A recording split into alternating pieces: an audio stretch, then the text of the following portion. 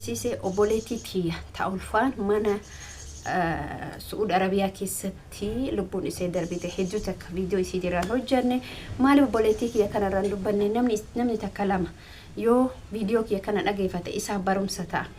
Ijoolleen keenya Suud Arabiyaa keessa jirtan dhugaa rabbii dubbachuu silaa jechuudha. Hedduu takka natti dhagame hiriyootan isii maatii isitti rabbi sabri haa kennu. Assalaamu alaykum wa rahmatullahi wa barakatuh. Oboleen kiyya wanti isin jechuu barbaade viidiyoo kiyya like share godha. Ani jechuu dhiise dhugaa waan isin garramulle like illee share illee gochaa jechuu dhiise jira.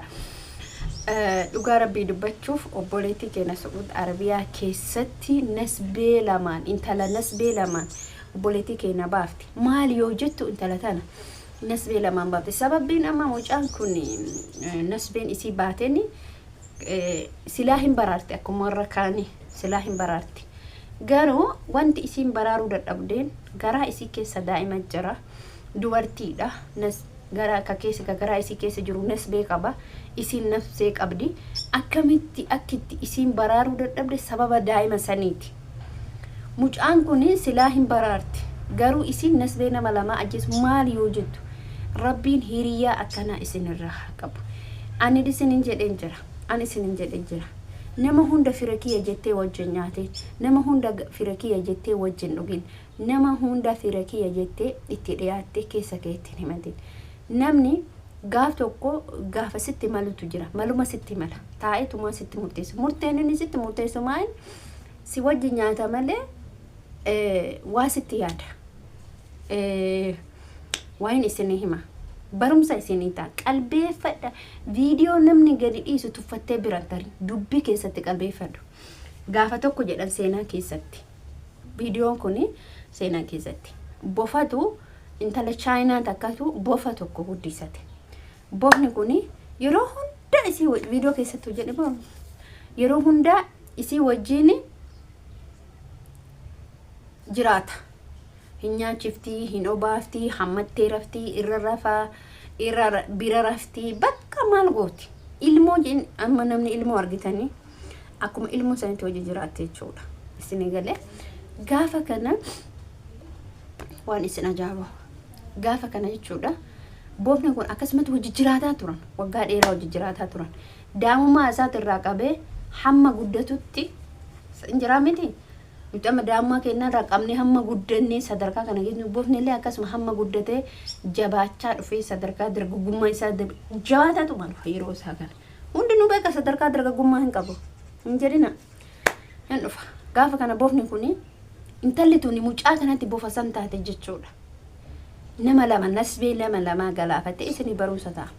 Gaafa kana bofni kun hin nyaachiftii hin obaaftii akkasumatti kunuunsiti. Gaaf kana bofni kun mala itti malachuu eegale. Mala akkamitti malata? Mala isii kana balleessu yookiin isii kana nyaachuu yookiin isii kana ajjeesu kan jedhu itti malata. Jarana namnis bofa namatti taa'ee jira. Tuffatee biran tarin viidiyoon kun si fareeda.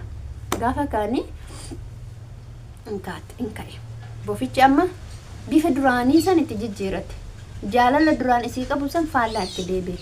Nyaachus didee dhugus didee itti jijjiiramaa dhufee bakka isin maal jette isin fakkaatare aa'ii bofa kana hin dhukkuba isin galee bofa kana hin dhukkuba sanii fi nyaatee dhuguu didee jettee dubbatte. Gaaf kana mucaan kun jechuudha mana yaalaa geessiti fuute. Inni halkan gizee rafu meetira hamma misiin akka taate ufii isaati dhaqee itti uf lakka'a jechuudha. Bakka kanatti dhaqee itti uf lakka'a. Yeroo isii raftutti dheerina hamma danda'u hamma liqimsuu isii danda'u yaalaa jira. Waa hundaa ulaagaalee hundaa guuttataa jira. Hamma guddatee isii ga'utti bofni dheeraadhaa miti jiraa liqimsaa mitiiree hamma guddatee dheerinaan qaama isii guutuu hamma fudhatutti akkatti mattarataa jira. Qophaa'e ama isiin ama mana yaalaa fiddi. Mana yaalaa kanatti illee qorannoo isaa godhanuyyuu bofni fayyaa jira. Garuu doktortichi amaloota inni jijjiirate kan itti argee jira. Wantoota inni yaadu kana bifa inni itti jijjiirate kan hunda argee jira. Gaaf kana ammallee isiin fuuteetu magaalfatte. Waan guddifte ka wanni guddisan bar namatti jabaatti yaajamaa. Gaaf kana ammallee hin galte fuutee galte.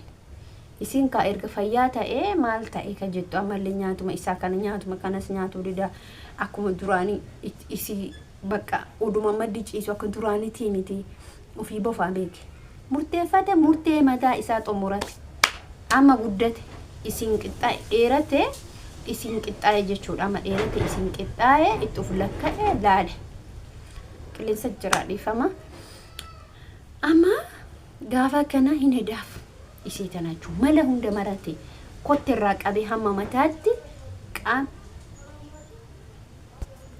qaamni isiitiin of lakka'e qaama isaatii fi qaamni isii tokko ta'e amma waan intalli tun ijoollee hiriyaa isii wajji nyaattee wajji dhugdee namsee keessattuu dubartii ulfa mucaan sun kan jaannataati rabbiin jaannataan isii hagama jira bofattiin amma xumuratee jira yoo itti of lakka'u akka dandeettii isii liqimsullee yaalee jira dura yaalee qopheeffate beeka yaaleen qopheeffate hin guddate dheerinaan isiin qataa'e gaaf kaanii xirran godhe liqimse isii guddiftee nyaachiftee daa'imumarraa qabdee guddiftee kunuunsitee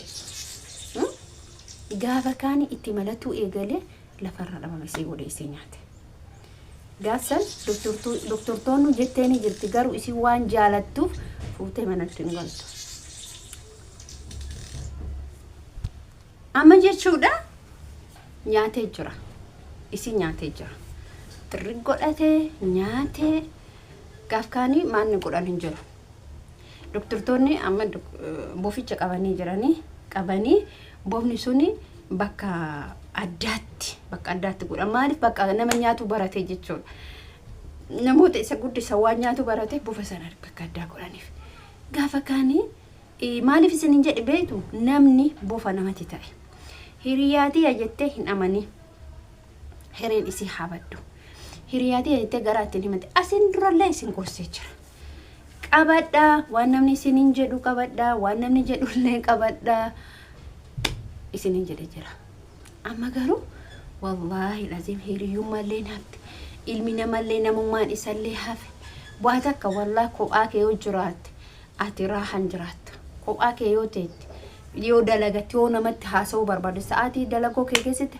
bilbila kee ilaalladhu sa'aatii dalagoo keessatti rafi waan hojjetu dhabdeedha beeka waan hojjetu yoo dhaban sambooddee jechuudha sambooddee hiriyaatii jettee mana hojii kireeffadheettee hiriyaatii jettee uffata isii uffatte qabatti ulfa isii qabatte akkatti hojii kaate garas godhattee hojii kaate biyyeen isii haa nyaattu keenyaatti kan dhuudi moo dhiirsa isii sanitti heeruma adda dubartiin gisee ammaa wanni nama ajjeeftuu fi sababa dhiirsaati sababa dhiirsallee nama hin ajjeefti tarii yoo gurbaa san ka jaalatu ta'e ajjeesuu dandeetti nasbu isaa baasuu dandeetti kanaaf namarraa fagaadhaa jiraadha namarraa gaafa fagaattee jiraatti wallah jiru raaha jiraatti namumatti hin haasayin iyyuu waan biraa dhiise isinii galee akkas isiniin jechuu barbaadaa viidiyoo kiyyaas marratti dhaabaa viidiyoo biraatiin hamma walitti deebinutti bakkuma jirtanitti ka biyya keessallee ka biyya alallee nagaa naan jiraadha baay'isin jaaladha baay'isin kabaja